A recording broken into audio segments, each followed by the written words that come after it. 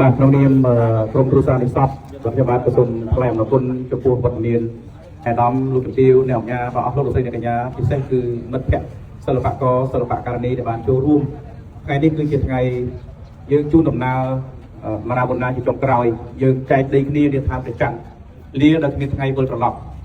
ដោយសិល្បករសិល្បករនីយើងបានដឹងថាលោកមារាបុណ្ណាគាត់ជាអ្នក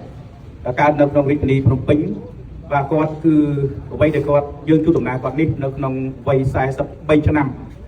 បាទមហាជនក៏ដូចជាមិត្តសិល្បករសិល្បករនីធ្លាប់បានស្គាល់ហើយគាត់ធ្លាប់សាងកិត្តិយសបាទគឺតាមរយៈបទដីថ្លៃប្រឡាយស្នេហ៍ដែលធ្វើឲ្យគាត់មានឈ្មោះបោះសម្លេងរហូតដល់មហាជនទាំងក្នុងនិងក្រៅប្រទេសតាំងពីទីក្រុងរហូតដល់ជនបទបានស្គាល់ពីទឹកដមសម្លេងរបស់លោកមារាបុណ្ណាតាមរយៈបទដីថ្លៃប្រឡាយស្នេហ៍នេះហើយដែលធ្វើឲ្យ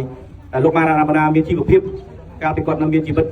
គាត់បានគ្រប់គ្រងក្រុមគ្រួសារឪពុកម្ដាយបាទហើយពេលឪពុកគាត់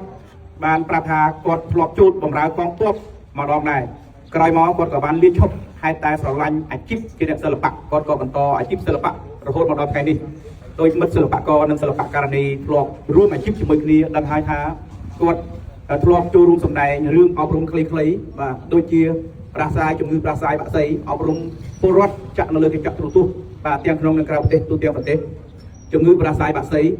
បាទក៏ដូចជាស្នាដៃរបស់លោកជាច្រើនទៀតបាទ